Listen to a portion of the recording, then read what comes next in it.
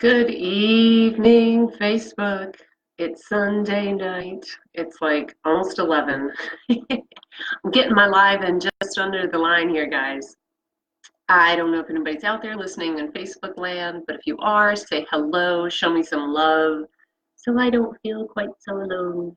I don't feel alone, but I still love some love.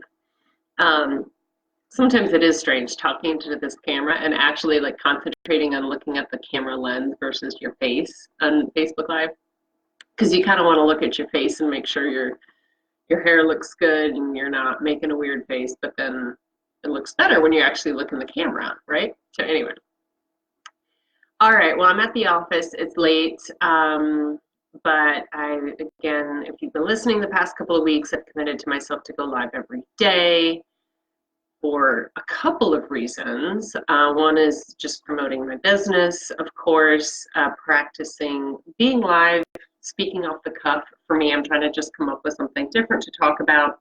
Hopefully will be entertaining or useful, one of the two, or both. But it's a lot of stuff that I deal with in my life and also stuff that I deal with my clients and mindset shifts and things like that. So tonight I'm starting off with, what did I write specifically? Most things start off differently than they end. And how true is that statement? I know it's profound. But today I actually had a couple of experiences that reflected that. So today here in Atlanta, the day started off kind of rainy, overcast, and actually it's been raining the last 2 or 3 days, off and on, not like consistently. This winter, we had about 5 months of rain. Felt like straight. But it's been started raining, I don't know, Tuesday or Wednesday this week, and it's been kind of rainy ever since. But not totally nonstop. And there's a point for me talking about the rain. So that's how the day started out. And I had a couple things to do today, including going to my first aerial yoga class. And some of you may have seen that post. And I've been wanting to do aerial yoga for a while. I've wanted to try it out, and I'm lucky enough to have a friend of mine. She owns a yoga studio, so I started taking yoga there. And even though I've only seen her class or taken one of her classes once or twice, I know a couple of people there, but the space is super friendly. And the instructors that I've met so far have been great. And I don't know if any of you guys out there listening are yoga folks, but if you don't go to yoga regularly, it can be kind of intimidating. And I'm familiar with it enough. I used to practice a lot back in like my 20s. I used to practice a lot more, but I'm 43 now. So starting to do yoga, it can feel a little intimidating sometimes. So anyway, so I went to go take my first aerial yoga class today. And like I said, I've been really wanting to do it. It looks really cool. So I was like, yeah, I definitely got to try that. And I didn't really know what to expect, but it was, and I didn't think it was going to be like easy, like a no-brainer thing. I knew I'd have to try and expand and stretch and all this kind of stuff, but I wasn't really sure what to expect. But maybe 10 minutes in, I wanted to give up. I mean, not really. I wasn't going to like walk out of the class, but I was like, God, this sucks. This is, this is not what I thought. It's tough. It's hard. It hurts, whatever. And it was great because it's kind of a small class, and the instructor knew I was brand new. So she was really good about coming over and helping me, like, talk me through it. And when I just frickin' like stopped the nonsense in my head of you can't do it and it's tough and it's different, because that's really all it was, is, it's different. I hadn't done it before. And I like to do things well right out of the gate, right? Who doesn't? I mean, none of us really like the training wheel time period of our life when we're learning new things, right? So she was really great about just talking me through it, like just making it seem like not no-brainer, like I can't believe you're not getting it, but like no-brainer, like just try it this way and you really got it. And she knew what was probably going through my head as a newbie, why I was thinking it was tough. And she hit right on it and talked me through it. So by the end of the class, here's one, the point. I actually really liked it. It stretched. I got a different stretch than I did doing some of the other yoga classes. And I did it. So I was pretty excited that I actually got through it and felt pretty good about it towards the end. I was sweating.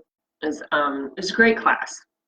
So, I go in there kind of excited. Then I got, my head got carried away a little bit with the negativity. Then it swung around on the other side. And I'm going to give credit to both the instructor and to myself because I know with a different instructor, maybe they would have, or a bigger class, maybe I would have gotten the attention that I needed and I would have stayed stuck. Maybe, just all the work that I've done over the past 5 or 6 years, I've trained myself to be a little bit more aware of and be intentional about what I'm thinking and feeling and what I really want out of a certain experience. And letting go to a certain degree of the fear and the challenge and the worry and the expectations. Like we always have expectations. We're probably always going to have fear to some degree, but how badly do you let that fear carry you away? And how stuck are you on your expectations of how you think or you want something to turn out? How stuck are you on that you don't have any wiggle room for it to go kind of differently, right? So this class started out differently than I thought because I guess I kind of thought I was just going to be really good at it right off the bat.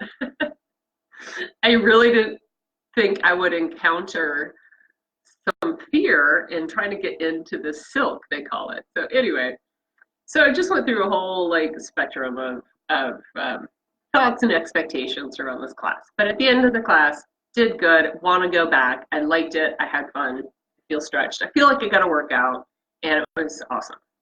So example number 2 today. So it's been raining for 4 or 5 days. I don't love the rain all the time. I'm much more of a sun person.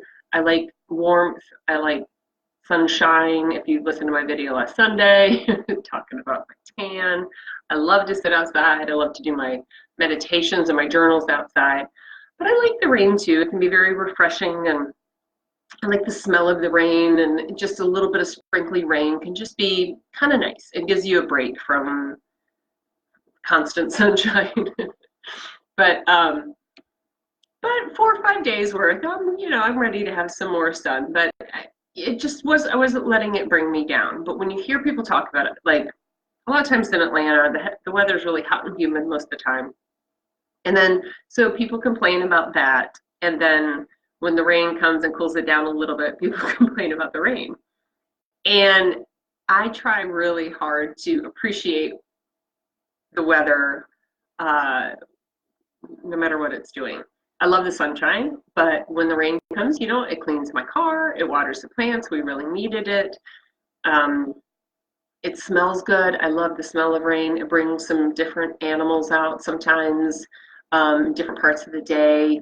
So there's lots of beauty in the rain too. So today started off kind of dark and gloomy, and if you look at the weather report, it says it's going to be raining all weekend long, 5 days in a row, blah, blah, blah. We're going to have rain for all these days. And I could have let it brought me down, but I just didn't even really think about it because I'm like, whatever's I'm going to go to yoga, and then I'm going to walk my dog. And started off the walk, and I got, it's a little sprinkly, so I got a rain jacket. And then midway through the walk, the sun came out, like really nice. And of course, I got kind of hot in the rain jacket, so I had to take that off. But my point out of that is I didn't change the weather necessarily, but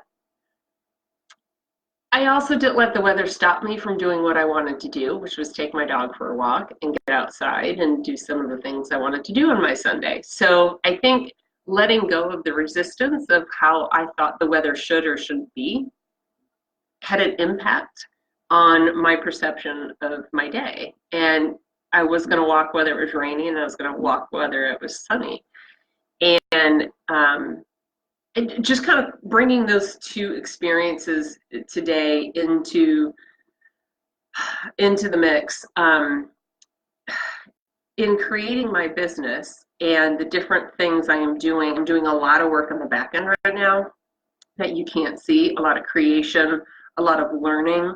I'm doing things that I can't wait to start releasing, but things that I've never done before. And I feel like I've bitten off like a huge piece of 10 different kinds of pizza. Like, I'm going to try this, and I'm going to try this, and I'm going to try this. Like, I'm going to finish every slice or finish every pizza. And I'm chewing and chewing and chewing. And anyway, I don't know if that analogy makes sense, but it's all great. Like, I love everything I'm doing, but it's a lot. And a year from now, I'm probably going to go like, holy cow, I can't believe, A, I tried to do all that at one time, and B, I can't believe it all came together. Because, of course, it's all going to come together. But I'm trying to be very patient with myself and what that actually is going to look like on the other side. And that's my whole point. Like, when I started my business last year, I would not have necessarily guessed this is where I would be right now, and that these things would be the things that I'm trying to create, especially all at once. So there's a lot of benefit in doing your due diligence and creating goals and having some kind of idea of where you want things to go, whether it's just in your day, whether it's in your business, in your relationship, or other things. There's also a huge amount of beauty in being flexible with how that actually looks and turns out, right? Because there's so many other obstacles. I didn't mean to say that word, but I guess it came out for a reason, right? So many things that could be perceived as obstacles, things that come into your path that you don't have control over. And all you have control over is how you respond to them and how you shuck and jive around these things. So whether it's a rainy day, whether it's a class that you thought was going to be different than it was, training your mind to be a little bit flexible on the outcome, but also training your mind in any given part of your day to check in with yourself and go, okay, what am I feeling? And if you're not feeling in the moment how you really want to feel, then you need to do something about it if you want to feel good or if you want to get the outcome that you were looking for initially. So I'm really excited about this yoga class. I get to it and it's harder than I thought and my ego's bruised.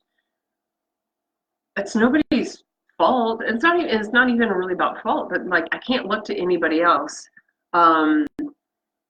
Especially like the instructor or the other people in the class, and expect them to make my class experience better for me.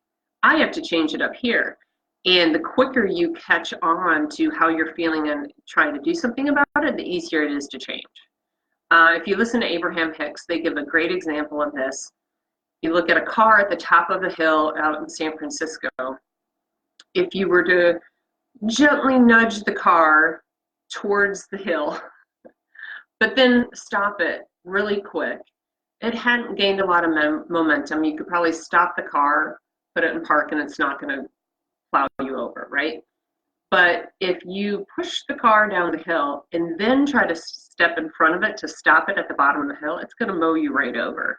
And your emotions are that same way. So the closer in contact and aware you are of how you're feeling and how you really want to feel, the quicker you can make some of those adjustments, the easier things will go and the more opportunity and possibility will actually be around you during that decision. I don't know if that made sense. But if you start getting on that bad mood roller coaster and you don't even bother to try, and sometimes you can't, like that's just where you're going. But if you don't even bother to try to change your mood or your direction, it's going to plow you over. And that's when you just kind of need to let it. Another reference I use a lot, a book called Power versus Force. David Hawkins, he's the one who created this emotional range chart that a lot of people use. A lot of people talk about. Abraham Hicks talks about it. And a lot of other people in the mindset world refer to this like the emotional chart, from the bottom being blame and shame, the top being enlightenment, you can actually work your way up these emotions to a better, more open feeling place. But when you're down in fear, blame, and shame, you're not going to pop straight from that up to joy. You got to kind of climb up little by little, take some steps. And so fear, blame, and shame, that's at the bottom of the hill, using the analogy with the car again, okay? But if you're just like off kilter a little bit, you kind of feel, this isn't what I really thought. You wake up, it's rainy out, and you're like, I can't do anything I wanted to do today. You're kind of still at the top of the hill. And you could get out in front of that and go, okay, well, what can I do on a rainy day? Or if you're in a relationship or you're in business or whatever, apply that analogy to anything that you're going through that you feel like you're starting to head down the wrong way, in correlation to where you want to be. There's no real right or wrong, but if you want to get creative and create some of the stuff like I'm trying to do for my business, I can't do that from a place of fear. I have to just jump in and look at that as excitement and possibility and wonder, and who knows what's going to happen. We're just going to wing it and try it. And but if I try to create from a place of fear, like, what will people think of me coming on live? I freshly purpled my hair today, so I even have like purple on my scalp. I'm like trying not to stare at that. So I could let that stop me and worry for the perfect moment, and then I get off track of my goal of going live every day and whatever. So like the example, again, going back to the car, for me, that's such an easy visual that it almost just flashes through my head now. Really, I don't even think about it. It's not a conscious effort. When I start going down the wrong path, I have these shifts, the picture or an image or words in my head that go, wait, how do you really want to feel? Is this really where you want to go? A lot of times I can stop it, sometimes quickly, sometimes slowly, but most of the time I can turn that car around or stop it from going all the way downhill. But I also recognize, for the most part, when I'm flying down that hill towards crap land, I'm like, all right, well, this is just where I'm going right now, and we'll see what I can do to cushion the blow as best possible. But I just got to ride these emotions out today. And some days are like that. But it's taken me, I don't know, 6 or 7 years of working on this consistently to get to where I am today, of handling it pretty well for the most part. Excuse me. So if you're listening to some of this and this sounds like something you want to start tackling, you can do it. Everybody works at kind of a different pace, but just understand it's a practice just like anything else. You don't learn how to, the guy next to me at the yoga class today is doing all this cool stuff. And I'm like, I can't look at him and compare myself. God only knows how long he's been practicing, not just yoga, but even aerial yoga. But what I can do is go, okay, am I doing good for me? Am I where I need to be for me? And am I moving ahead on my trajectory? I can't compare myself to his trajectory, but I can listen and get inspired by the teacher and the people around me and see what they're doing and push myself to the next level.